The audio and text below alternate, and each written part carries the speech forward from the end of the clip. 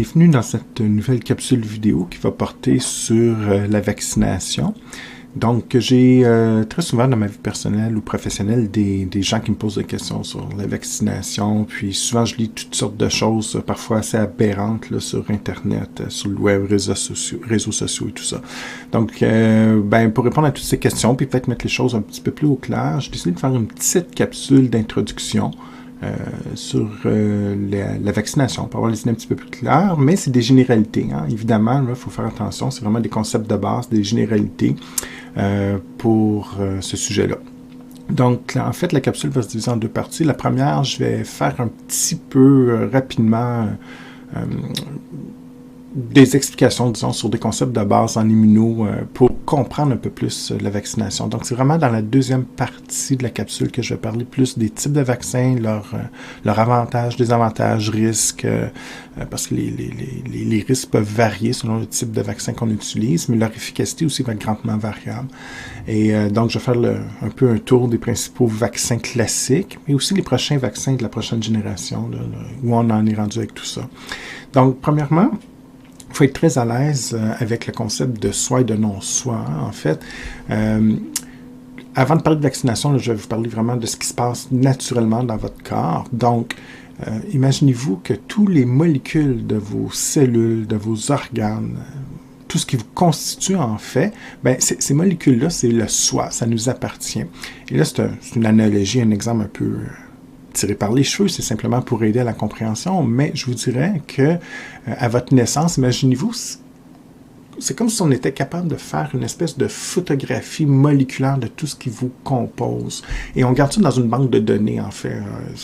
Encore une fois, c'est une image, pas tout à fait comme ça que ça se passe, évidemment, mais on fait une espèce de photo moléculaire et tout ce qui vous appartient, on le garde dans une banque de données. Donc, les molécules qui sont sur telle cellule, à la surface de la cellule A, de la cellule B, tout ce qui vous compose. Et à chaque fois que vous allez entrer en contact avec une molécule, une substance, on va faire une espèce de comparaison avec cette banque de données, puis là, on regarde cette banque de données moléculaire, puis on se dit, OK, est-ce que ça m'appartient? Oui, c'est une molécule du soi, ça m'appartient, c'est à moi, il n'y a pas de problème, on est en santé.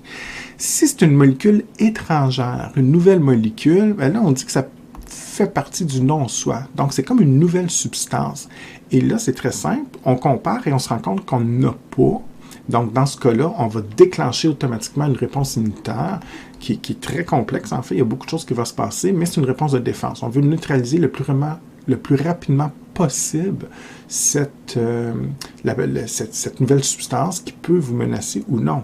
Et ça, c'est important de le comprendre. Souvent, notre réflexe d'humain, c'est de penser que c'est toujours un pathogène qui nous agresse. Mais votre système immunitaire ne détecte pas que ce soit un pathogène ou une maladie ou peu importe.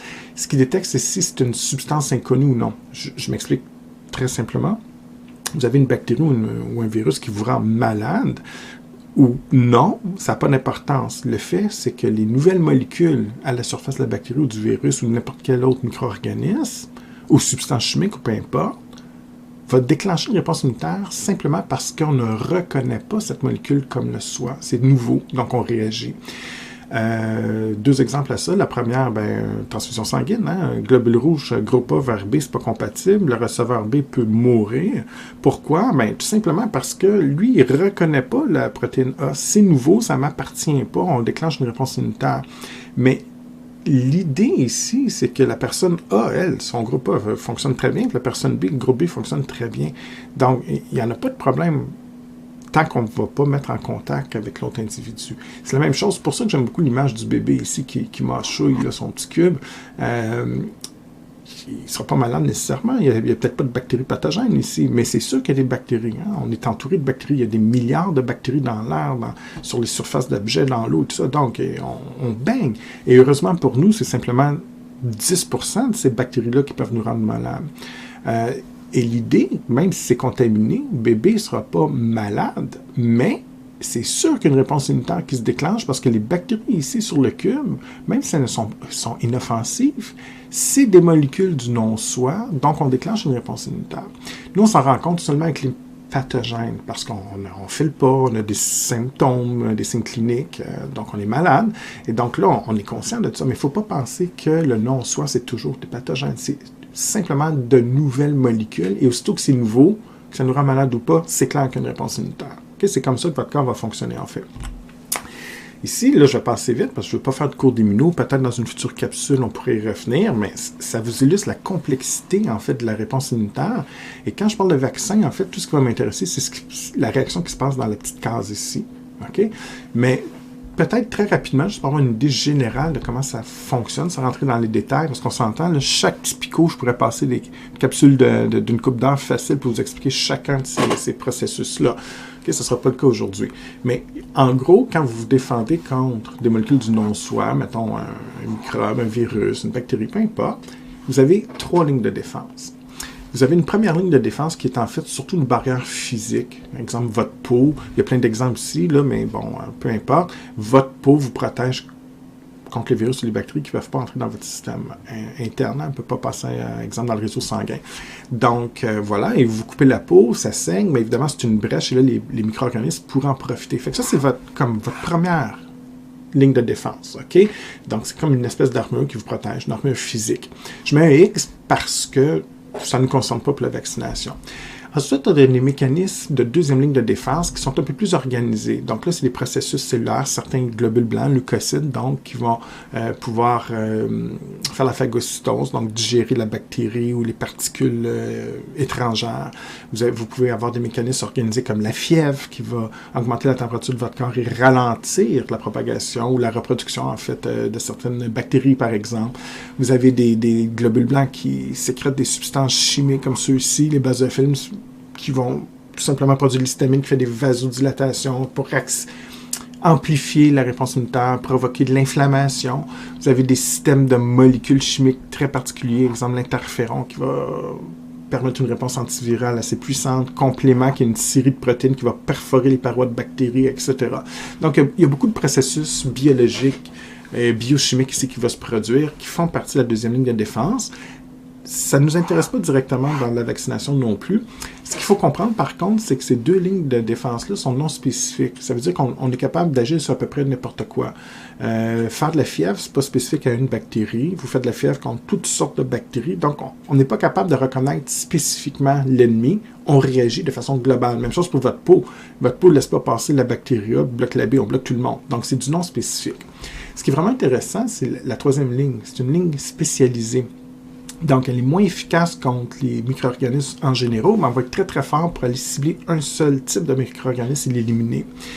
Et dans cette 3e ligne, il y a plusieurs cellules très spécialisées qui vont, donc ici, exemple, les lymphocytes T, il y en a plusieurs sortes, donc qui vont être très spécialisées dans la reconnaissance et l'élimination de cette menace-là. Mais encore une fois, ça ne touche pas pour la vaccination. Ce qui m'intéresse particulièrement, c'est ce qui est en rouge ici, les lymphocytes B. Et ces cellules-là, tout ce qu'elles font, c'est qu'elles produisent une substance, des protéines en forme d'Y, en fait, qu'on appelle des anticorps, qui vont faire principalement 2 choses. Les lymphocytes B produisent des anticorps donc très spécifiques. Donc, ils vont reconnaître un seul micro-organisme. Exemple, si vous faites un anticorps contre l'influenza, la grippe, bien, vous êtes capable de reconnaître ce virus-là particulièrement. Puis s'il mute, l'anticorps est inefficace. Donc, c'est vraiment très, très précis dans la reconnaissance, très spécifique. Puis cet anticorps-là, ben, va pouvoir neutraliser la bactérie, le virus, peu importe. Puis il va aussi permettre de stimuler certains mécanismes de la 2e ligne de défense. Et donc, on amplifie la réponse immunitaire. Donc, c'est pour ça que les anticorps sont extrêmement importants dans une réponse de défense. Et le concept de la vaccination, par une méthode que je vous dirai tantôt, c'est très simple. On veut stimuler la production et l'activité des lymphocytes B pour faciliter la production de l'anticorps. Et en fait, tantôt, je vais aller un peu plus loin. On va même voir que on va stimuler la production de lymphocytes B mémoire. C'est des lymphocytes très spéciaux là, qu'on va parler un petit peu tantôt. Donc, c'est vraiment ça le sujet aujourd'hui de la capsule. On va même... En fait, je vous présente ça un petit peu pour vous montrer que c'est vraiment la pointe de l'iceberg aujourd'hui, hein, parce qu'on voit que la réponse est très généralisée, il y a beaucoup de choses qui se passent. Mais nous, au point de vue, mettons, du domaine médical, ce qu'on favorise, c'est simplement cette petite réponse-là, et qui pourtant pourrait être très efficace. On verra tantôt pourquoi la vaccination fonctionne bien. Donc, très rapidement, ici, juste pour que vous ayez une idée de grandeur, je prends une cellule humaine, bien, un peu pour réviser ce que je disais tantôt, vous avez les petits points mauves ici, bien, imaginez-vous qu'il y a une série de molécules, de protéines, de lipides, de sucre, peu importe, à la surface de la cellule humaine, qu'on appelle les molécules du soi, et Ces différents types de molécules permettent, entre autres choses, à votre organisme, aux différents effecteurs de votre organisme, de reconnaître, de dire, OK, ça, c'est une cellule qui m'appartient. On peut même aller plus loin que ça. Hein. Si on faisait de la biologie moléculaire avancée, ce que je ne ferai pas aujourd'hui, mais un jour peut-être, vous savez quoi? On est même capable de dire, votre corps, les mécanismes cellulaires, biomoléculaires dans votre corps est capable de déterminer, c'est une cellule de peau, c'est une cellule d'estomac, de cerveau, donc il y a une reconnaissance qui se fait entre elles. Non seulement vous êtes capable de dire que ça m'appartient, mais c'est aussi des interactions qui vont permettre de distinguer les différents types de cellules dans votre corps. Ce qui nous intéresse, c'est de comprendre que la bactérie, justement, là, c'est plus des ronds mauves, c'est des ronds bleus, là, ici, c'est des molécules du non-soi.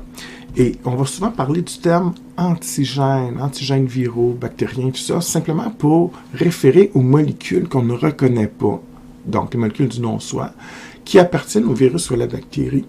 Et vous remarquez qu'il y a une ordre de grandeur, souvent vous n'avez pas ça en tête, mais bactérie, c'est une cellule, un peu comme une cellule humaine, mais différente. Il n'y a pas de noyau, des différences, c'est plus simple. Mais cette bactérie est beaucoup plus petite qu'une cellule humaine, donc elle est capable d'entrer à l'intérieur pour infecter. Les virus, c'est encore plus petit qu'une bactérie. En fait, un virus, c'est une particule. Hein? C'est même pas une cellule. C'est un petit bout d'ADN ou d'ARN, si vous voulez, un petit morceau de molécule génétique incomplet avec une coque de protéines. C'est tout. On est plus proche de la molécule que de la cellule. C'est en fait une molécule extrêmement complexe parce qu'il y a plusieurs molécules qui la composent, mais c'est beaucoup plus petit qu'une bactérie. Donc, il y a des virus même qui sont spécialisés dans l'infection des bactéries. On appelle ça des bactériophages. Il y a d'autres virus qui sont spécialisés pour infecter les cellules végétales ou humaines. Mais si je reviens à l'idée de l'humain, très simple, qu'est-ce qui vous rend malade dans le fond? Hein? Mettons, je ne sais pas, vous avez un rhume, virus du rhume, rhinovirus, c'est pas quand le virus se promène dans le sang ou dans les tissus qui est le problématique. C'est quand il rentre dans la cellule, qui se reproduit puis qui fait plein de bébés virus. Et là, en se reproduisant comme ça, il va sortir et là, la cellule éclate. Et c'est la mort cellulaire qui va engendrer des problèmes liés à la maladie.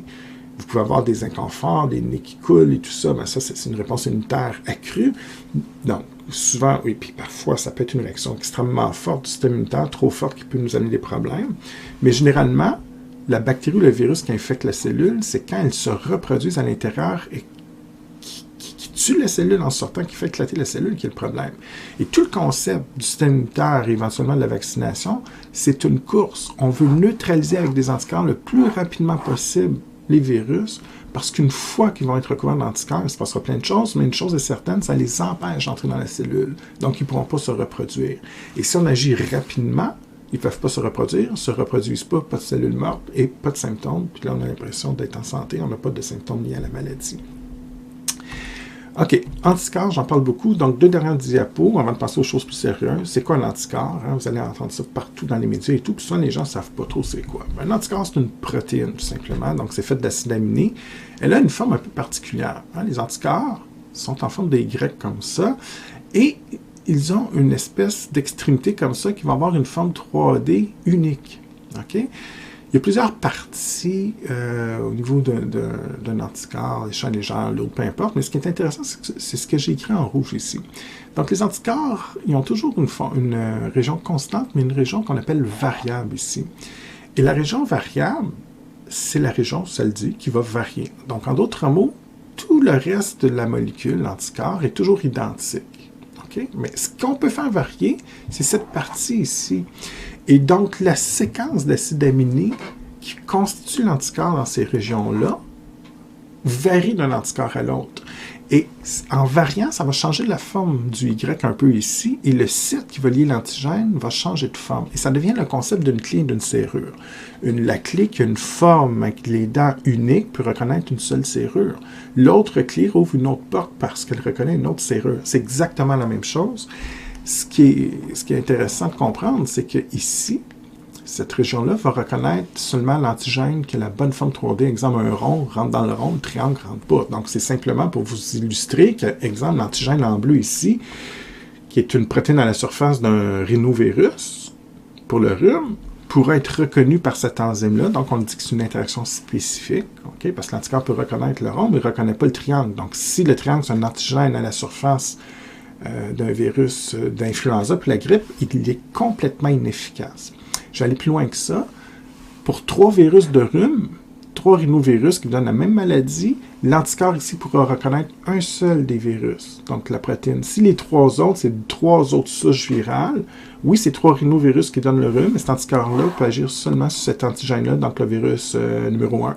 Le 2 et le 3, on ne pourrait pas avoir d'efficacité. Il faudrait un autre anticorps qui serait construit de façon spécifique avec la bonne forme, exemple un triangle pour reconnaître l'antigène ici. Évidemment, un rond, carré, triangle, c'est pour vous illustrer de façon simpliste, ça n'a pas cette forme-là dans la vraie vie, mais c'est pour vous dire que c'est très, très spécifique.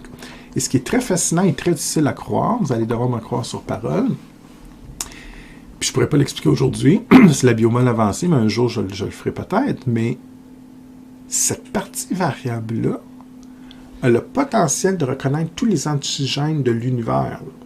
Okay? C'est vraiment ça le concept. En tout cas, tous les antigènes à base de protéines de l'Ebola, de la grippe, des bactéries, peu importe, d'un patient qui vous donne un rein par transplantation cardiaque, donc vous allez réagir contre son rein, même s'il fonctionnait dans son corps, vous, c'est comme de nouvelles molécules. C'est ce qu'on donne souvent aux transplantés des immunosuppresseurs très, très puissants, parce qu'on veut bloquer la réponse immunitaire, on réagit contre ces nouvelles molécules. Mais ce qui est fascinant, c'est que vous êtes capable de créer, exemple, vous avez le rhume numéro 1 cette année, vous créez des anticorps avec la bonne forme, et si vous rencontrez un nouveau virus de rhume, vous allez créer l'anticorps avec la bonne forme ici. Techniquement, vous avez des mécanismes de biomoléculaires avancés dans votre corps qui recombinent les régions comme ça dans toutes les possibilités, et mathématiquement, on va créer toutes les possibilités de tous les antigènes qui existent. Et quand on parle en termes d'antigènes protéiques, c'est assez simple à comprendre. Une protéine est produite à partir de 21 acides aminés, et c'est vrai pour toutes les protéines du monde. Là. Donc, que ce soit une plante, un animal, un virus, une bactérie, c'est les mêmes 21 blocs. Donc, à un moment donné, même s'ils s'agencent de façon différente, on a les mêmes 21 blocs, donc c'est possible mathématiquement de créer les différentes formes pour les différentes possibilités.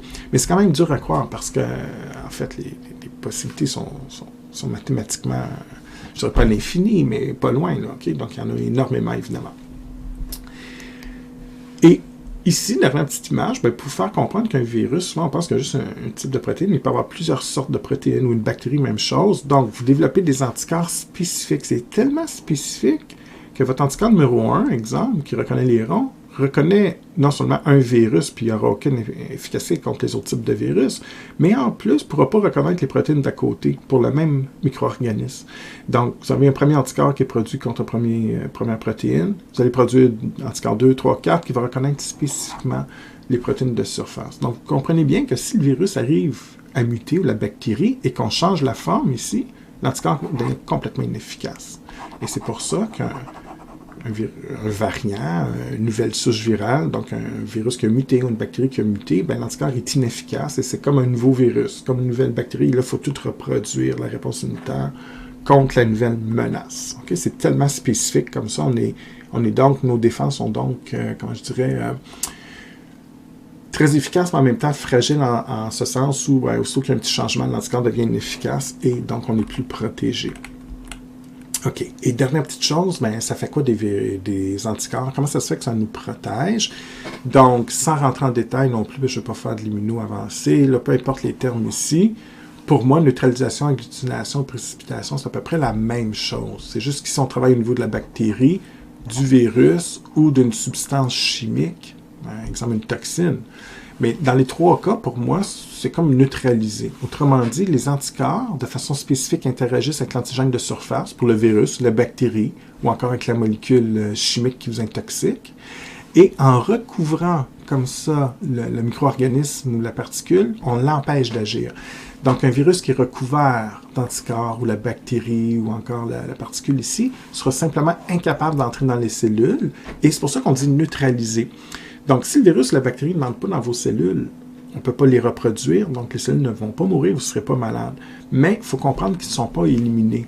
Pour l'instant, c'est simplement des particules qui vont flotter dans votre sang comme ça, mais qui n'arrivent pas à se reproduire. Donc, c'est déjà une première étape importante. Deuxième étape, c'est de l'élimination. Et l'anticorps en soi ne va pas détruire le micro-organisme. Ce qu'il va faire, c'est qu'en plus de l'avoir neutralisé, comme je viens de l'expliquer, il va favoriser des réponses, des mécanismes de la deuxième ligne de défense que j'ai présenté tantôt. Donc, en d'autres mots, Certains, pas tous les mécanismes de deuxième ligne de défense, mais exemple la phagocytose, ici on parle d'obstinalisation, ça veut juste dire que le fait que la bactérie, exemple, un anticorps, ben, ça va favoriser l'activité des macrophages ou des neutrophiles. C'est des cellules Pac-Man qui vont manger, digérer les autres cellules, donc les cellules, je dirais, étrangères. Donc, oui, le macrophage va toujours être capable, ou le phagocyte, capable de digérer le macrophage, mais le fait qu'il y ait des anticorps, ça devient beaucoup plus efficace. Donc, on va amplifier la réponse d'élimination. Alors, techniquement, c'est le macrophage qui élimine la bactérie dans ce cas-ci, mais le fait qu'il y ait des anticorps, il va être 100 fois plus efficace.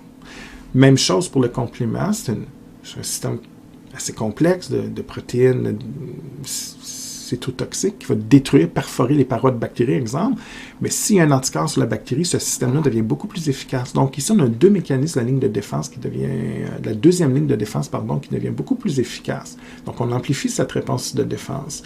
On favorise l'élimination.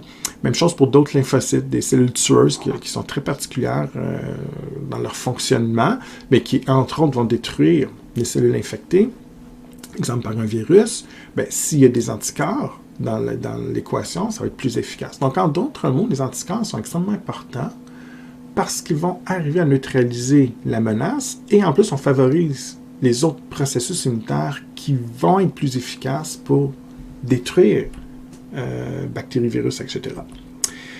Donc, ici, pour introduire la vaccination, là c'est la grande figure complexe que je vous ai montrée tantôt. Ben, je l'ai résumé de façon très simple. Donc, ce qui est en mauve ne m'intéresse pas. Ce qui m'intéresse particulièrement, c'est une partie de la troisième ligne de défense, les lymphocytes B. Donc, évidemment, tous les autres lymphocytes T, etc., ne m'intéressent pas. Et qu'est-ce qui se passe dans votre corps quand vous êtes infecté par je sais pas, je parlais d'un rhinovirus tantôt, mais disons le rhume. Bien, la première chose, on dit que c'est une première exposition, une réponse primaire. Donc, le lymphocyte B, qu'est-ce qu'il fait? Bien là, vous êtes malade, vous avez les symptômes pendant quelques jours. Ça prend du temps avant de désactiver les lymphocytes B qui reconnaissent les antigènes et qui produisent des anticorps spécifiques. Donc, ce lymphocyte B devra se transformer en une nouvelle cellule qu'on appelle le plasmocyte, qui est ni plus ni moins une usine à anticorps. Et on produit des anticorps en masse pour neutraliser le microbe, favoriser son élimination, comme je viens de l'expliquer. Ce qui est vraiment intéressant dans votre réponse naturelle, et on dit tout le temps, et ça va peut-être vous surprendre, que c'est impossible d'attraper 2 fois le même virus. Pourquoi? Tout simplement pour la voie en verte ici. Donc, la première exposition, vous avez été malade une fois, vous avez attrapé un rhume cet hiver, voilà. Si, exemple, ce même virus contamine un de vos proches et que vous rentrez à nouveau en contact avec ce virus, vous ne serez pas malade cette fois. Parce que là, ce qu'on fait, et ce que je ne vous ai pas dit, c'est que les lymphocytes B, imaginez-vous qu'il y a la moitié qui se transforme comme ça en plasmocytes pour faire des anticorps et neutraliser la menace. Mais il y a une autre partie des lymphocytes B qui vont se transformer en une autre sorte de cellules qu'on appelle les lymphocytes B mémoire. Et ça, c'est fascinant parce que les lymphocytes B mémoire ressemblent beaucoup aux lymphocytes B originaux, mais ils vont se transformer. Donc, on active certains gènes qui les transforment de façon incroyable et ils vont devenir un peu comme des cellules en hibernation, un petit peu comme un ours qui va hiberner dans sa caverne l'hiver. Bien, ils vont hiberner, devenir un peu comme passifs, mais ils vont avoir une durée de vie incroyable. Des lymphocytes B normaux vont avoir une certaine durée de vie, mais vont finir par mourir, il va falloir en reproduire. Les lymphocytes B mémoire, la grosse différence, c'est qu'elles vont rester dans votre corps pendant des années, des décennies, parfois même pendant toute votre vie. Et ce qui est merveilleux, c'est que ces lymphocytes B mémoire originent du premier lymphocyte B qui est en contact avec le premier antigène. Donc, ces cellules-là tombent en état de dormance, ont une durée de vie anormalement élevée. Et si vous revoyez le même virus, donc je reviens à mon exemple, vous revoyez le même, vous êtes recontaminé une deuxième fois par le même virus, exemple le rhume, mais dans ce cas-ci, le virus du rhume ou le rhinovirus, on dit que c'est une deuxième exposition. Et là, vous déclenchez une réponse secondaire, comme c'est une deuxième exposition. Et ce que vous n'aviez pas au début, dans la première exposition, c'est ces cellules-là, la différence. Maintenant, vous avez des lymphocytes B mémoire. Donc, très, très rapidement, vous allez produire des plasmocytes. En très peu de temps, vous allez produire beaucoup d'anticorps. Très rapide, la réponse immunitaire, elle est beaucoup plus efficace et vous neutralisez pratiquement le microbe instantanément. J'exagère, là, mais ça se fait très rapidement, dans une journée ou deux.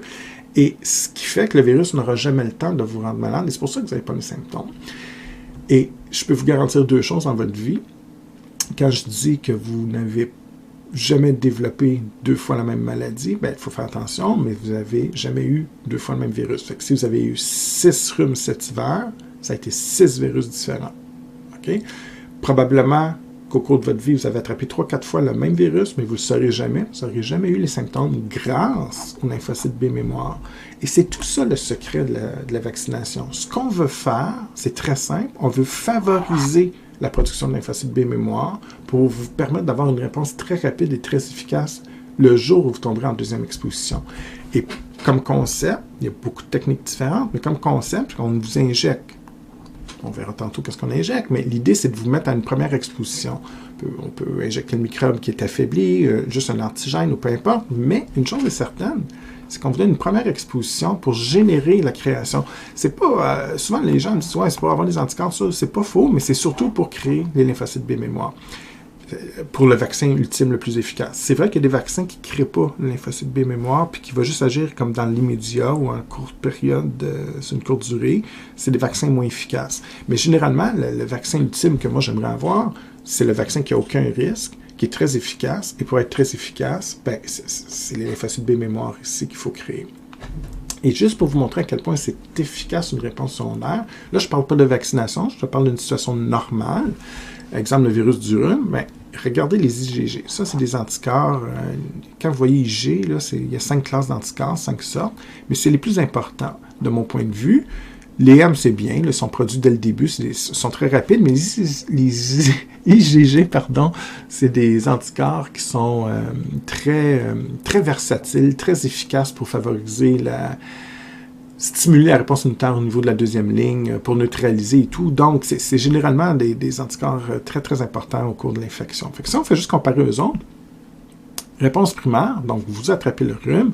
Pourquoi vous êtes malade? Ben, regardez, là, ça, ici, donc, c'est une quantité d'anticorps à gauche, et sur l'axe des X, ici, c'est la durée en termes de jours.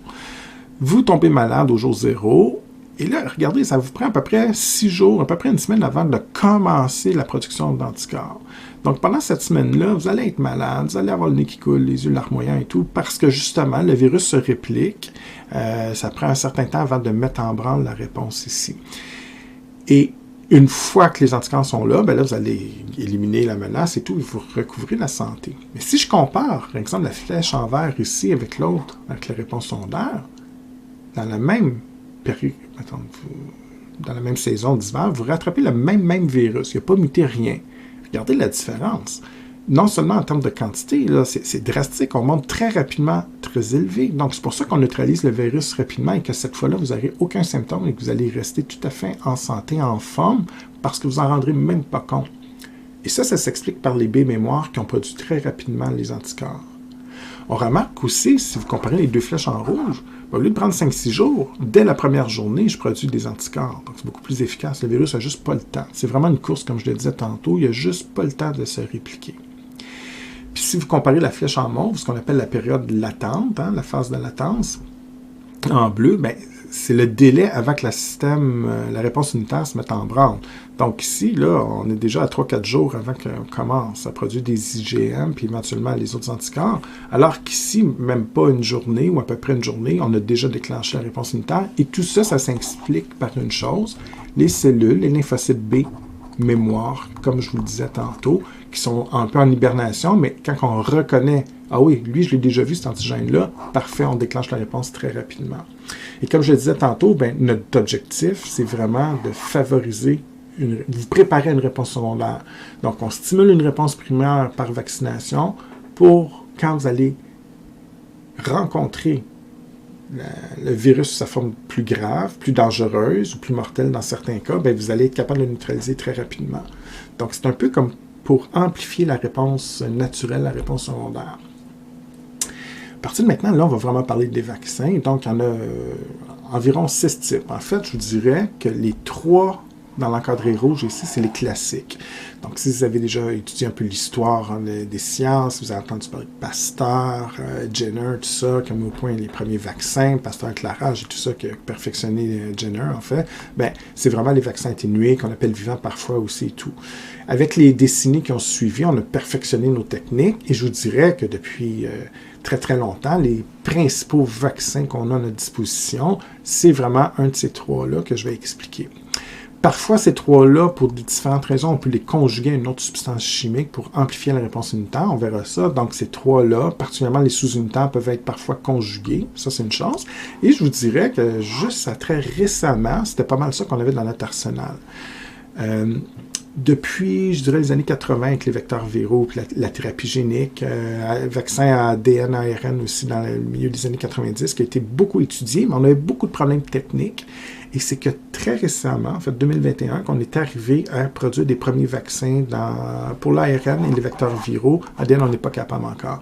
Donc, ça, c'est un peu les vaccins de prochaine génération que je vais vous parler un petit peu. Je vais vous présenter risques, caractéristiques, avantages pour chacune de ces classes-là et aussi comment ça fonctionne. Première des choses, il faut faire attention à ce que je dis. Exemple, à un moment donné, je vais vous dire, ben, le vaccin atténué, beaucoup plus efficace, mais beaucoup plus de risques pour la santé que sous-unitaire. C'est vrai, c'est des généralités, mais si on étudiait cas par cas, chaque vaccin et chaque patient a son propre profil génétique, chaque vaccin a ses propres caractéristiques également. C'est-tu possible d'avoir un vaccin sous-unitaire qui est un peu plus risqué que certains d'autres vaccins atténués? Peut-être. Est-ce qu'il y en a qui sont plus efficaces que d'autres? Peut-être. Ça va varier, mais de façon générale. Si on vous donne un vaccin et que vous vous informez sur le vaccin et que vous voyez ces termes-là, vous pouvez avoir déjà des attentes. Okay? Et c'est ce que je vais vous présenter en fait. Premièrement, les vaccins atténués et vivants, certainement les plus efficaces, mais aussi qui offrent un peu plus de risques. Okay? Je vous donne, en fait, je vous résume en dessin ici un petit peu comment ça fonctionne. C'est très, très simple. Vous avez toujours des exemples en haut, des plus connus, là, donc pour ceux que ça intéresse. Donc, premièrement, ici, ce que vous avez, c'est, je ne sais pas, bactéries, virus, peu importe, un micro-organisme. Le concept est très simple. C'est qu'on va affaiblir le micro-organisme, mais sans le tuer. Donc, on vous injecte littéralement des micro-organismes vivants, mais qui ont été atténués, affaiblis. Moi, c'est le terme que j'aime bien, là, sont plus faibles. Et comment on les affaiblit? Bon, on peut faire des traitements chimiques parfois et tout, mais souvent, en tout cas, là, historiquement, les premières méthodes qu'on utilise encore, c'est qu'on fait une culture prolongée. Et ça, c'est un problème technique parce qu'il y a des virus, des bactéries qu'on n'est pas capable de cultiver en laboratoire parce qu'on n'a pas les cellules pour et tout. Donc là, on ne peut pas faire de vaccin. S'il y avait juste ce type de vaccin-là, on ne pourrait pas. Et la culture prolongée, ben, c'est simple. C'est tout simplement qu'on fait pousser des bactéries ou des virus dans des cellules, puis on les fait passer, puis là, on les pousse, puis on les pousse. Et les bactéries, les virus, leur matériel génétique est très instable. Donc, ce qui va se passer, c'est qu'ils vont accumuler des mutations, puis à un moment donné, on va sélectionner des mutations qui vont affecter la virulence du virus ou de la bactérie. Et là, on va les sélectionner, on va les faire reproduire, et c'est ce qu'on va vous injecter, en fait. C'est donc littéralement des virus ou des bactéries qui ont perdu leur aspect toxique, virulent, mais qui ont encore la capacité de se reproduire dans l'organisme. Ça, c'est important de bien le comprendre. Ils vont se reproduire à l'intérieur de votre corps. Et donc, première des choses, ben, des fois, ça insécurise un peu, puis tu dis, ouais, mais là, passage sur passage, tout d'un coup, on injecte certains qui résistent, ou puis, ben, en fait, vous n'avez pas tort. En fait, le gros problème avec ça, c'est que, pas le gros problème, mais je dirais la grosse crainte, c'est de penser que certains virus qu'on vous injecte, qui étaient affaiblis, qui ont des mutations qui les ont affaiblis, super, mais est-ce qu'il pourrait avoir des mutations qui réversent? Statistiquement, tout d'un coup, qu'il y a une mutation qui fait qu'ils perdent et qu'ils deviennent plus virulents. En théorie, c'est possible, en fait. Et c'est ce qui va expliquer l'avantage et les désavantages de ce type de vaccin-là. C'est clairement les vaccins les plus efficaces à l'heure actuelle parce qu'évidemment, non seulement je vous introduis des micro-organismes affaiblis, mais comme ils vont se reproduire, c'est ce qui se rapproche le plus d'une infection naturelle. Donc, même si on a trafiqué le virus, la bactérie pour l'affaiblir, ça ressemble beaucoup. Et ce qui fait qu'on va avoir une super réponse immunitaire. C'est donc très, très, très efficace. Et l'idée, c'est qu'on va non seulement avoir une réponse immunitaire forte au niveau de la première réponse, mais comme je disais tantôt, on veut produire des lymphocytes mémoire. Et là, ici, c'est clair qu'on va en produire. Et souvent, on va avoir des lymphocytes B mémoire à vie. Donc, Donc, une dose, puis vous êtes protégé sur une très longue période. Parfois, il y a des rappels, mais ce que je veux dire, c'est que vous allez être protégé et on n'y pense plus. Donc, c'est aussi très avantageux au point de vue financier parce qu'on n'a pas besoin de beaucoup de doses. Le gros problème, ben, c'est peut-être ceux qui offrent le plus de risques pour la santé, pour la raison que j'ai dit. Ben, il y a toujours un retour théorique possible d'une mutation qui fait que le virus redevient virulent, prend le dessus et pourrait donc développer en théorie la maladie dans certains cas. Très rare. Exemple, le ROR qu'on donne au Québec depuis très longtemps. Là, donc, depuis des décennies. Les années 70, on le donnait déjà. Puis, on n'a pratiquement pas de cas. Là. Donc, l'épreuve du temps est aussi intéressante. Hein? Je fais beaucoup de théories, mais un vaccin qui vient d'être créé, pour moi, c'est correct. Ils ont fait des tests, mais quand ça fait 10 ans, ben, c'est plus sûr. 20, 30, 40, 50 ans de données, ben là, on voit vraiment que le vaccin est bon ou pas. Et donc, dans ce cas-ci, étonnamment, on donne aux jeunes enfants des vaccins vivants pour protéger contre ces maladies-là et pourtant très peu de risques. Mais en théorie, un nouveau vaccin atténué, mais il faut faire attention parce qu'il y a cette possibilité-là, contrairement à d'autres vaccins, d'autres types de vaccins. Et justement, parce qu'il génère une réponse très forte au point de vue immunitaire qui donne une très bonne protection, c'est bien, mais aussi faire attention à votre type de patient. Si vous avez des patients qui sont immunodéprimés, hein, qui ont des problèmes au niveau du système immunitaire, exemple les personnes qui sont atteintes du sida, qui ont une destruction littéralement de certains lymphocytes au niveau de leur défense, des patients qui suivent, je sais pas moi, des cas de leucémie, on donne des radiothérapies parfois très agressives qui détruisent les cellules souches sanguines, entre autres les globules blancs, ben, vous avez un système immunitaire beaucoup plus faible. Un enfant très jeune ou très âgé qui a un système immunitaire déficient ou peu importe, faut faire attention. Donc, il faut faire attention parce qu'évidemment, c'est plus agressif un petit peu. Okay? Donc, peut-être pour ces personnes-là, on ne donnerait pas ce vaccin-là parce qu'il serait contre-indiqué. Et avec les années, ben, on s'est dit on va faire quelque chose d'un peu moins agressif, mais de moins efficace malheureusement. Donc, il y a toujours un coût à chaque technique. On a développé des vaccins qu'on dit inactivés. Donc, exemple, contre la grippe, l'influenza, il faut faire attention parce que la pandémie de 2009-2010, la H1N1, que tout le monde connaît bien, ce n'était pas un vaccin inactivé. C'est un vaccin vivant, en fait, atténué.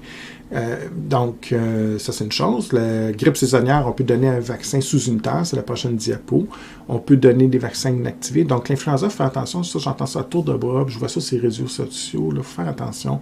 Il y a 3 types de vaccins contre l'influenza. Ça dépend de la souche, ça dépend du contexte. Et c'est pas parce que vous avez eu un vaccin de l'influenza que vous avez eu un atténué ou un inactivé. Il faut faire attention. Ça dépend du type de vaccin qu'on vous a donné. Donc, il faut s'informer.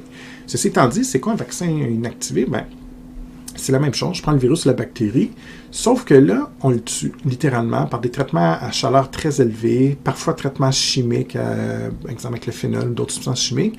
Et l'idée, c'est vraiment d'éliminer et de tuer le micro-organisme, et c'est ce qu'on vous injecte. Littéralement, c'est des cadavres de virus ou de bactéries qu'on vous injecte. Et comme ils sont morts, ben, ils ne peuvent pas se reproduire. Donc, c'est beaucoup plus sécuritaire, entre guillemets, dans le sens que la réponse immunitaire ne sera pas aussi forte. Hein? On est beaucoup plus loin de l'infection naturelle. Là. Ça ne ressemble pas à une infection naturelle.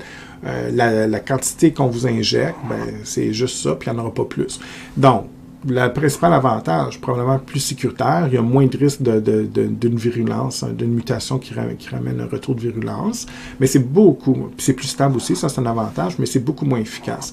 En fait, ça coûte cher, généralement plus cher, parce que ça prend beaucoup de doses. Bon, il y a peut-être certaines personnes, certaines compagnies qui préfèrent ça justement parce qu'on peut donner plus de doses, donc c'est plus payant que donner une dose puis c'est fini à la vie. Ça, je peux le concevoir d'un point de vue financier, mais moi, ça ne m'intéresse pas en fait. Moi, je suis plus du côté médical, donc évidemment, ça prend beaucoup de doses.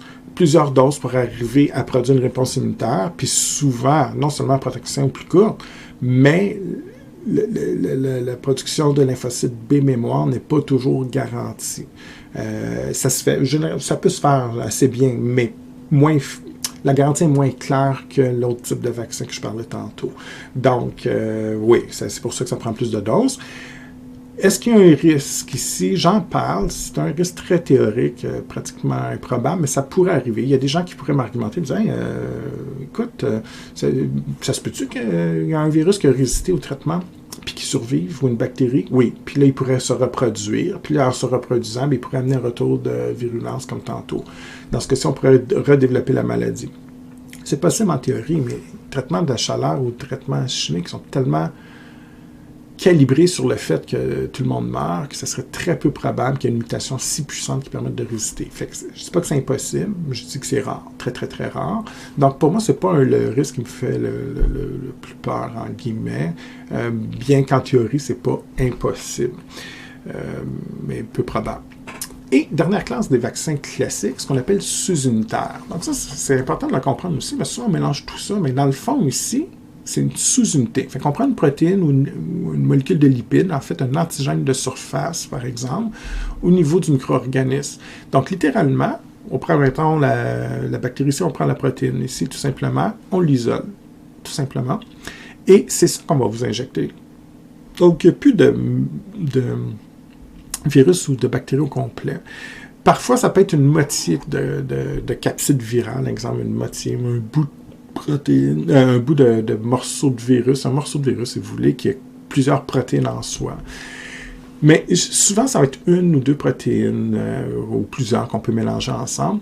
Et ce qu'on fait, ces protéines ou ces lipides, peu importe, ces antigènes-là, ben, on va les amplifier. Donc, deux façons de faire, soit qu'on prend plusieurs micro-organismes, comme ça, qu'on multiplie, ensuite on va les détruire, on va purifier, parce qu'il y a un paquet de protéines qui ne m'intéressent pas, donc on va aller chercher celles qui nous intéressent, et on met ça dans le vaccin, et c'est ce qu'on vous injecte, donc des molécules comme ça, des fragments de micro-organismes, ou des molécules antigéniques, protéines, sucre. Biologie moléculaire plus avancée, on peut utiliser des techniques de recombinant, donc un peu comme l'insuline pour les diabétiques, on est capable de la faire produire, l'insuline humaine, dans des levures, dans des bactéries inoffensives comme E. coli. Tout simplement, on remplace le gène de la bactérie par le gène humain. En fait, on garde les gènes bactériens, mais on enlève un, puis on le rajoute par un gène humain, exemple. Donc, on pourrait faire la même chose ici, c'est qu'au lieu de faire pousser toutes ces bactéries-là, puis les détruire pour aller le chercher en purifiant, on pourrait prendre aussi, exemple, une levure, prendre le gène qui code pour cet antigène-là et la faire produire dans la levure, et je vais le rechercher après. Mais peu importe la méthode, l'idée qu'il faut comprendre, c'est qu'on isole une molécule qu'on vous injecte. Donc, évidemment, par rapport aux deux autres, c'est le plus sécuritaire. Il n'y a aucune possibilité de vous donner la maladie. Okay? Dans le sens où c'est des protéines. Donc, les bactéries, virus ne peuvent pas se reproduire. C'est beaucoup plus stable aussi. Donc, c'est un gros avantage. Coûte pas mal plus cher généralement parce que là, on prend pas mal plus de doses. Et l'idée, c'est que la réponse immunitaire, elle est très faible la plupart du temps. Donc, la production de lymphocytes B mémoire, comme je disais tantôt, ben, elle est inexistante ou inefficace. Dans certains cas précis, il peut y en avoir une certaine, mais c'est plutôt rare. Donc, ça, c'est le gros désavantage. Fait que l'immunité à la vie, ben, vous ne l'avez pas et ça prend des doses de rappel ou après un certain nombre d'années, il faut aller se refaire vacciner. Puis en plus, ça coûte cher parce qu'il faut trouver l'antigène magique. Autrement dit, les centaines de protéines qui seraient ici, ben, il y en a peut-être une ou deux qui vont générer une bonne réponse immunitaire, puis les autres ne génèrent même pas de réponse immunitaire. Il faut faire attention, c'est pas toujours toutes les molécules antigéniques qui vont générer cette même réponse. Donc, en fait, il faut faire de la recherche pas mal pour trouver qu'est-ce qui est le mieux, puis qu'est-ce qu'on devrait injecter. Et voilà. OK? Donc, ça, c'est un petit peu comme ça qu'il va fonctionner.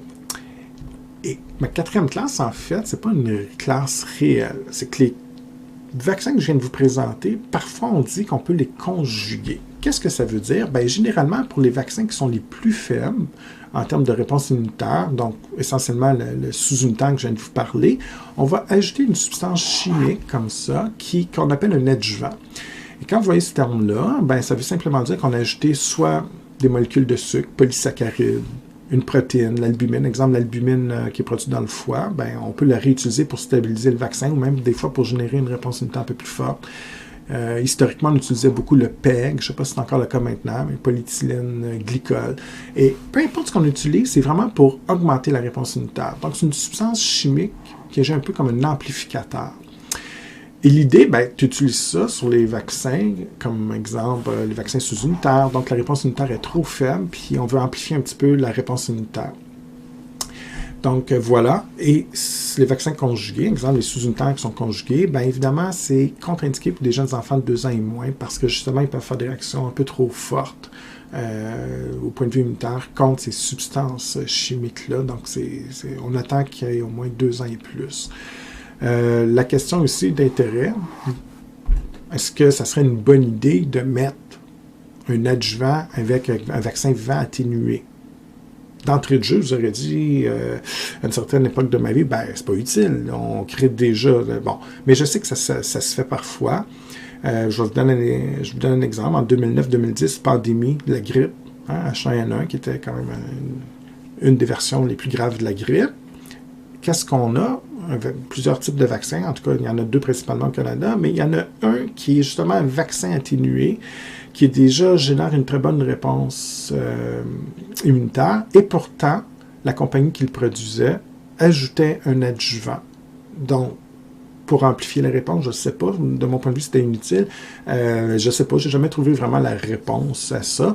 L'idée, c'est que, pour des raisons techniques peut-être, peu importe, on avait besoin d'amplifier peut-être cette réponse-là. Donc, je sais que certains cas de vaccins atténués qu'on va utiliser comme ça un adjuvant, mais normalement, on le voit beaucoup plus avec les vaccins plus faibles, comme le vaccin sous-unitaire. Évidemment, parce que la réponse est plus faible. OK. Donc, ça, c'est vraiment pour les vaccins classiques, ce qu'on connaît depuis des décennies. Ce qui est vraiment le fun, et ça, si vous m'aviez posé la question il y a 3 ans, je vous dirais, c'est juste impossible, puis maintenant, ça commence à s'implanter, et vous allez voir qu'il y a certains avantages supplémentaires à ce que je vous ai présenté jusqu'à maintenant. Donc, moi, les vaccins de la prochaine génération, un peu du futur, si vous voulez, qui nous distinguent des vaccins classiques que je viens de vous expliquer. Donc, le premier, je passe vite parce qu'il n'existe pas encore. On n'a pas réussi à le faire. L'idée, c'est mais le concept que je vais vous expliquer va revenir pour les prochains, vous allez voir. Donc, l'idée, c'est les vaccins ADN. Fait que, dans le fond, on utilise un morceau d'ADN qui vient d'une bactérie inoffensive. Là. On appelle ça un plasmide. C'est très, très utilisé en biologie moléculaire pour produire des protéines humaines, de l'insuline, des choses comme ça. En fait, le concept, c'est très simple. Je prends l'ADN bactérien, je coupe un morceau. Donc, par exemple, le morceau ici, je le coupe. Ça fait un espace et je vais rajouter le gène qui m'intéresse. Dans mon plasmide, je peux utiliser, exemple, en rouge ici, le gène contre un antigène de grippe, d'Ebo, là, de la rage, peu importe le virus ou la bactérie que vous voulez. Et vous avez juste à isoler le gène de la bactérie, du virus. En fait, le gène qui code pour la protéine du virus ou de la bactérie, vous l'insérez. Ces petits plasmides qui ont été trafiqués au niveau moléculaire, c'est du génie génétique, là, de la biologie moléculaire, on les injecte intramusculaire chez le patient. Donc, direct dans le muscle, les plasmides vont être introduits. Et ce qu'on vous dit ici, c'est que cette technique-là utilise la synthèse des protéines naturelles. Je ne vais pas rentrer là-dedans, on pourrait passer 2 heures juste à parler de la synthèse des protéines, mais de façon très, très simpliste, c'est quoi? Vos cellules humaines, de façon naturelle, on produit des protéines à tous les jours. Donc, l'ADN, vos 30 000 gènes, c'est en fait 30 000 recettes de protéines. Si vous avez besoin de faire une protéine A, on prend le gène A, on lit l'information, il y a des mécanismes moléculaires qui lisent l'information, qui transforment cette information en une molécule qu'on appelle un ARN messager, ou un ARN, c'est correct.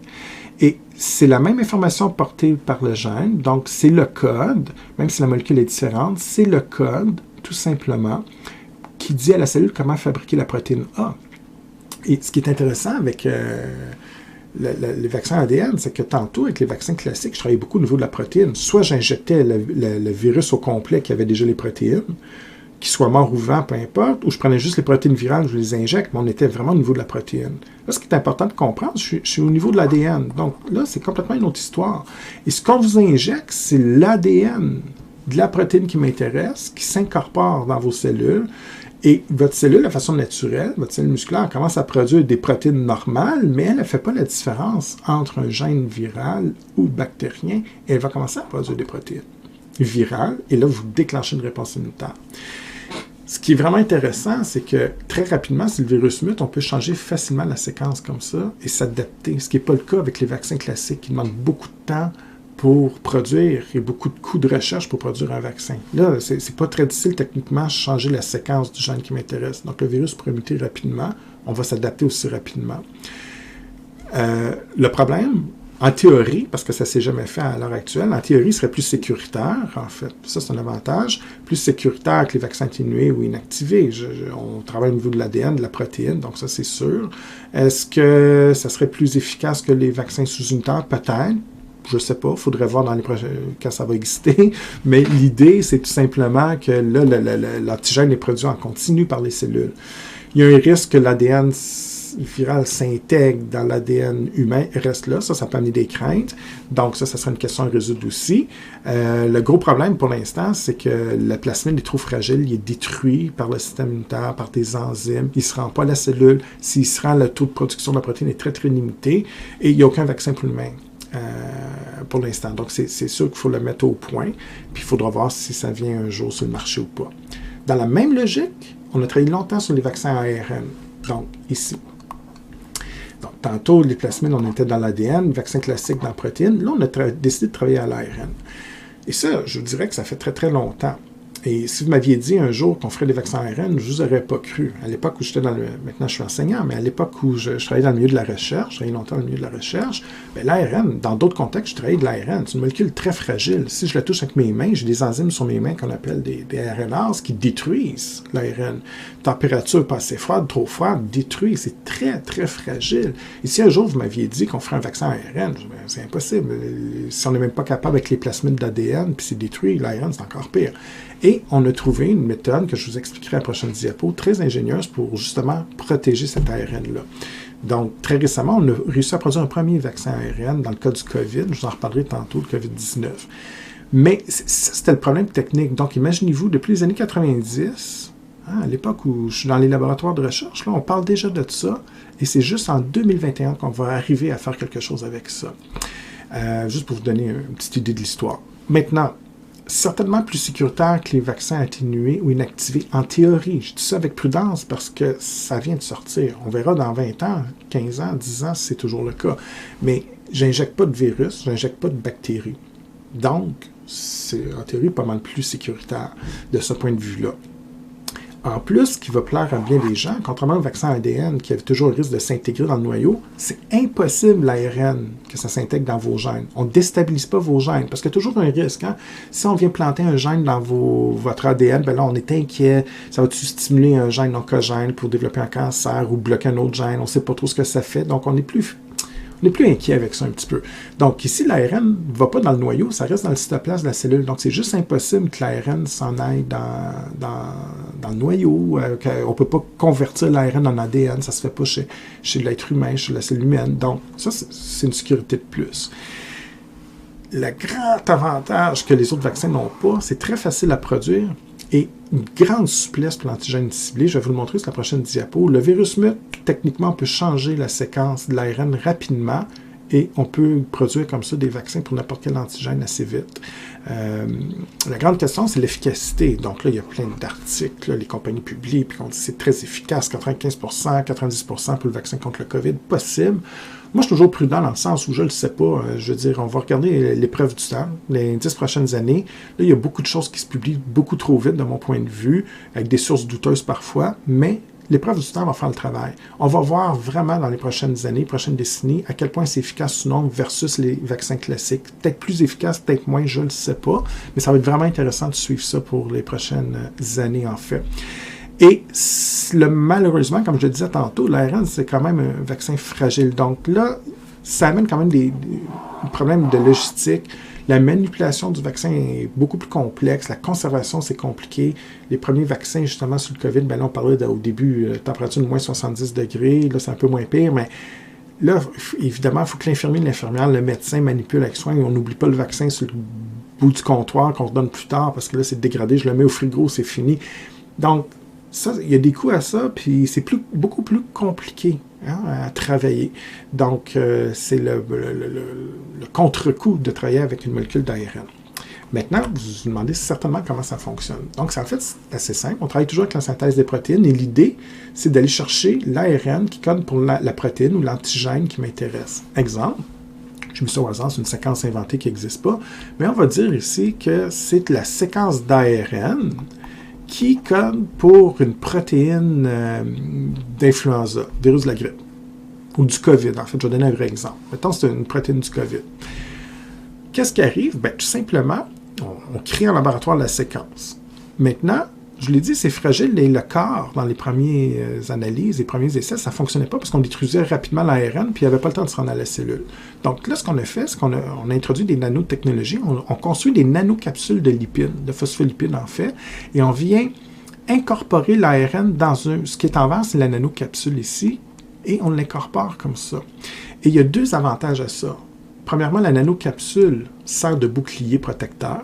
Donc, les enzymes des cellules ou du système humain de l'organisme ne peuvent pas dégrader, n'atteignent pas, si vous voulez, l'ARN. Donc ça le protège. Et en plus, le deuxième avantage qu'on ne voit pas sur la diapo ici, c'est que vos cellules humaines sont faites du même type de lipides, les phospholipides. Donc, ça va favoriser l'entrée et l'incorporation de l'ARN messager à l'intérieur de la cellule. Et exemple, si ça c'est la cellule humaine, non seulement je la protège, mais l'ARN messager va entrer facilement. Si c'était de l'ARN sans nanocapsule, très difficile de passer au travers comme ça. Donc là, on vient d'augmenter de grandement l'efficacité. Okay? Et c'est ce qui explique que maintenant, on est capable de faire des vaccins, contrairement aux années 90 ou début 2000. Et qu'est-ce qui se passe? Tout simplement, on injecte les nanocapsules dans le muscle du patient, et là, l'ARN va être incorporé dans la cellule dans le cytoplasme. Je l'ai dit, ça ne va pas au niveau de l'ADN, donc il n'y a pas de danger à ce niveau-là. Et tout simplement, on utilise les mécanismes cellulaires normaux. Donc la cellule va produire, elle a plein d'ARN normaux pour ses protéines normales, elle produit des protéines, mais elle ne fait pas la différence entre l'ARN étranger qu'on a introduit. Donc, parmi toutes les protéines que la cellule produit, elle produira également des antigènes viraux, des protéines virales, et évidemment, ça va générer la réponse immunitaire. Donc, une première exposition, réponse immunitaire, et on espère aussi, c'est pas encore clair, mais on espère également qu'il y a des lymphocytes B mémoire qui seront produits pour une immunité à plus long terme. Ça reste à déterminer, évidemment, c'est trop récent. Le gros avantage que les autres vaccins ne peuvent pas faire, imaginez-vous que votre virus mute. Donc, au lieu d'essai ici, on se ramasse avec un GAG, mettons. Là, votre vaccin classique n'est plus efficace. Il faut reproduire, il faut retrouver la souche virale si on fait un vaccin atténué ou inactivé. Ou encore, il faut retrouver la protéine, la reproduire, tout ça, ce qui est complexe. Ici, en laboratoire, vous avez des synthétiseurs comme ça qui fabriquent, qui attachent, une machinerie comme ça qu'on peut fabriquer, on rentre la séquence qu'on veut. C'est un GAG, pas de trouble. Moi, mettre 3C ou mettre un GAG en laboratoire, c'est pas plus compliqué. Et donc, ça nous permet une grande souplesse qu'on n'avait pas. Le virus évolue rapidement, on est capable de s'adapter. Parce que le mécanisme de production, une fois qu'il est en place dans la compagnie pharmaceutique, on est capable de produire des nanocapsules, on est capable d'introduire, puis tout ça marche efficacement, la création des lettres ici, si vous voulez, de la séquence d'ARN, n'est pas plus compliqué, je peux mettre les lettres que je veux. C'est ce qui vient après qui est compliqué, mais ça ne changera pas. Donc ça, c'est un très gros avantage, évidemment.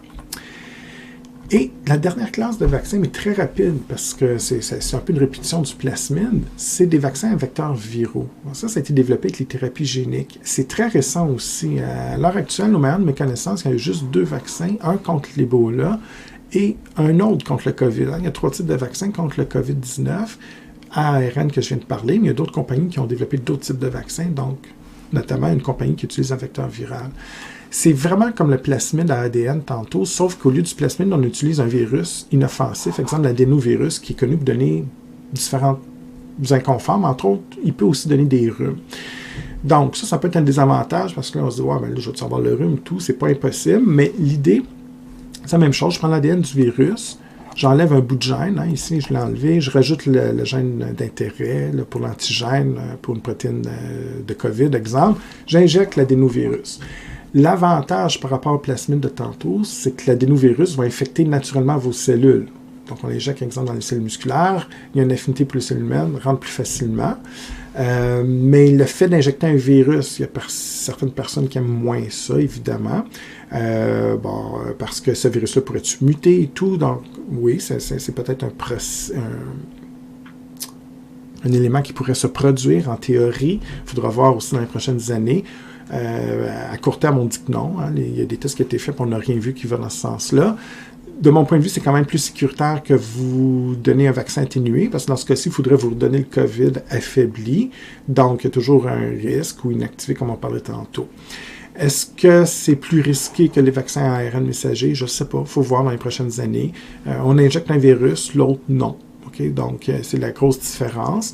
Et encore une fois, l'efficacité versus les vaccins classiques, je m'interroge, je ne sais pas. Je vais voir dans les prochaines décennies avec les données qu'on va accumuler.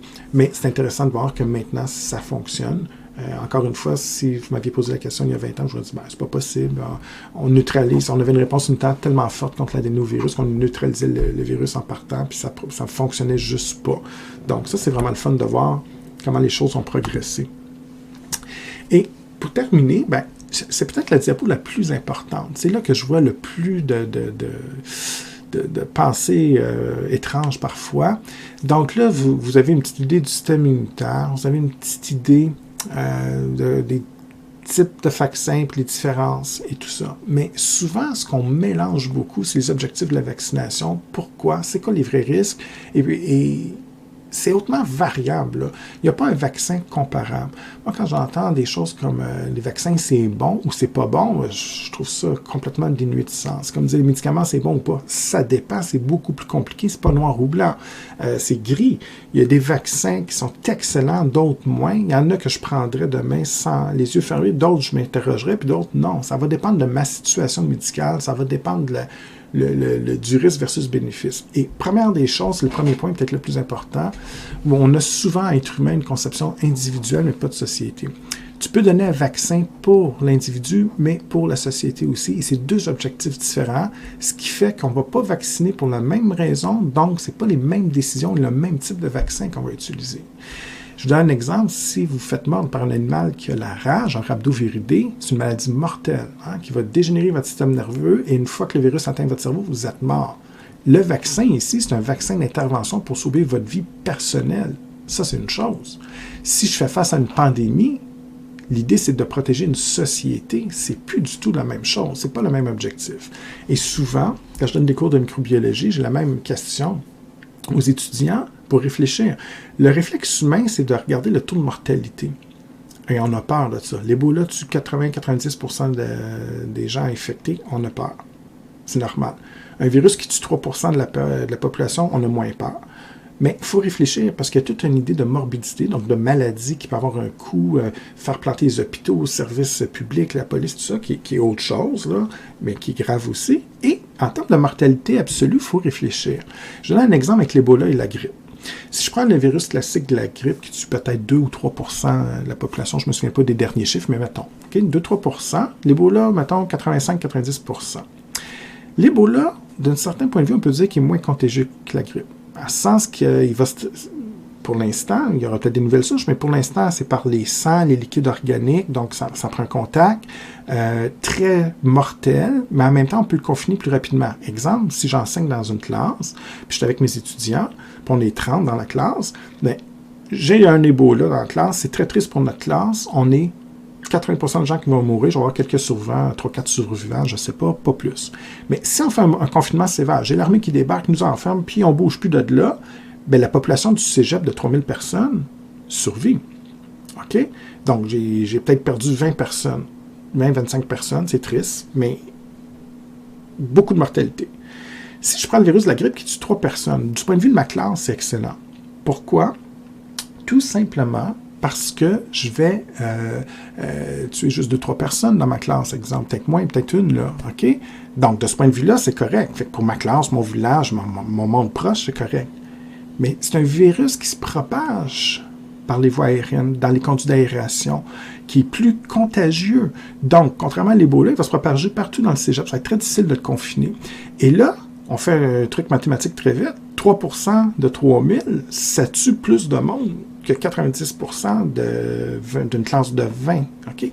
Il est là le défi de la société. Et oui, c'est important le taux de mortalité, mais il faut réfléchir aussi au niveau de à quel point il est contagieux et à quel point il se propage.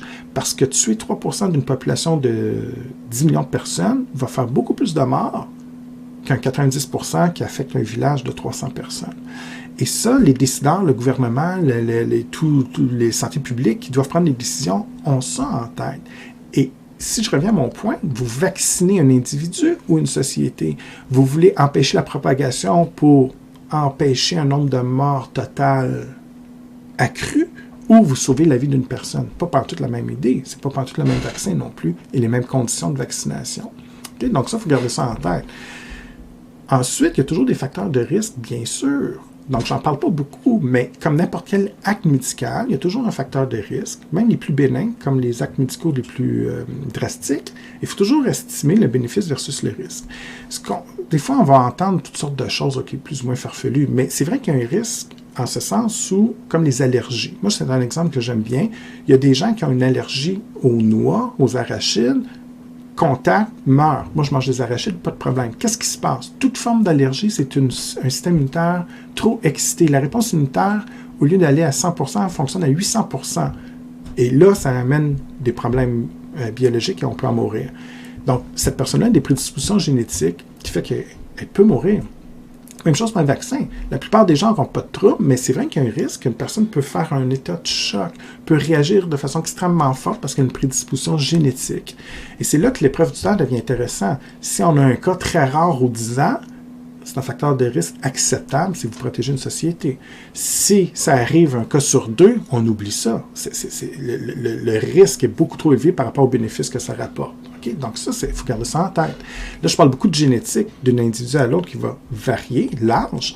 Pour la même génétique, l'âge, j'ai 20 ans, puis j'en ai 90, c'est pas la même chose. 90, mon système immunitaire est affaibli, j'ai des problèmes, j'ai des problèmes cardiaques, je suis en embonpoint, je ne sais pas quoi, on verra quand j'aurai 90 ans, mais comprenez le concept. Donc là, pour le même vaccin, c'est plus la même chose. Vacciner une personne de 90 ans, de 25. Son dossier médical, sa situation médicale, j'en ai parlé. Vous êtes sidatique, vous avez un système immunitaire, vous êtes un greffé de la vie, vous prenez des puissants immunosuppresseurs, cancéreux au niveau de la leucémie, exemple, ben, on fait de la radiothérapie. Le vaccin, c'est plus la même chose. Donc, ça, ici, ça peut amener des risques pour votre santé, effectivement, et ça va être variable d'une personne à l'autre. Et là, on revient encore à mon premier point. Est-ce que je veux protéger une société ou un individu? Si c'est un vaccin pour vous, ben là, le facteur de risque de l'âge génétique, c'est une chose. Si je protège pour l'ensemble de la société, c'est plus la même décision qui se prend. Et ça, souvent, les gens ne sont pas conscients. Et le troisième point, c'est peut-être le plus intéressant parce que vous réalisez jamais que c'est comme ça que les médecins fonctionnent, que les personnels de la santé, infirmières. Il y a toujours un coût d'évaluation, risques et bénéfices pour n'importe quel acte médical, pour tous les vaccins. Et l'exemple que j'aime beaucoup, c'est la rage. Au Québec, ils se donnent 2 vaccins pour la rage à l'heure actuelle. Et on parle de pré-exposition et de post-exposition. Donc, si je donne un vaccin de la rage en pré-exposition, il y a des contre-indications.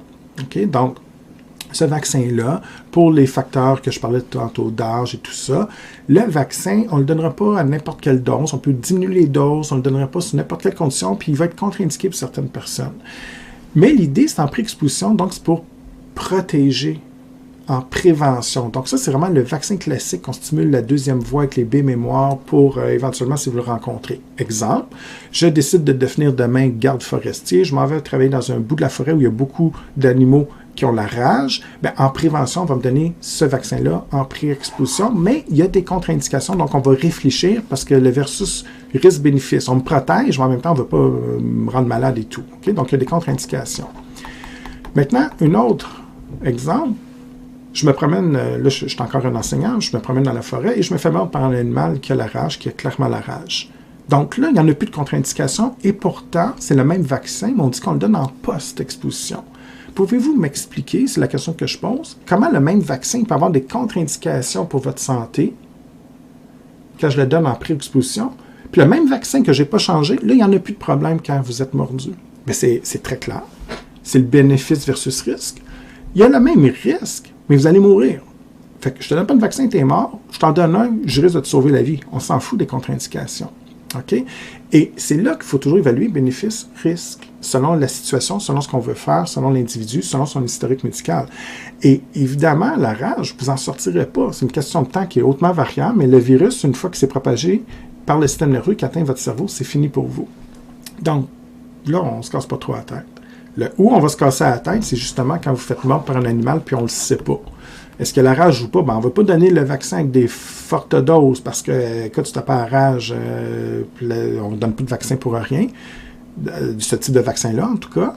Mais en même temps, s'il y a la rage, ben, on ne va pas te perdre non plus. Donc là, c'est des cas plus compliqués à évaluer, à savoir as-tu la rage ou pas. Puis là, bon, là, je ne suis pas médecin, il faut voir comment on prend les décisions. Mais évidemment, là, on peut ajouter la concentration, la dose et tout ça, selon la situation. Mais c'est un exemple simple, simplement pour vous faire montrer que pour chaque vaccin, pour chaque acte médical en fait, il y a toujours ça qu'il faut évaluer. Alors voilà, ça conclut cette petite capsule sur la vaccination en espérant que c'était peut-être clair et que ça répondait peut-être à certaines de vos interrogations. Donc évidemment, comme je l'ai dit à plusieurs reprises, c'est des généralités. On pourrait faire des capsules vaccin pour pousser davantage, puis nuancer tout ça. Hein. Évidemment, c'est juste comme une petite base, en fait, pour vous aider à y voir plus clair et poser les bonnes questions parfois.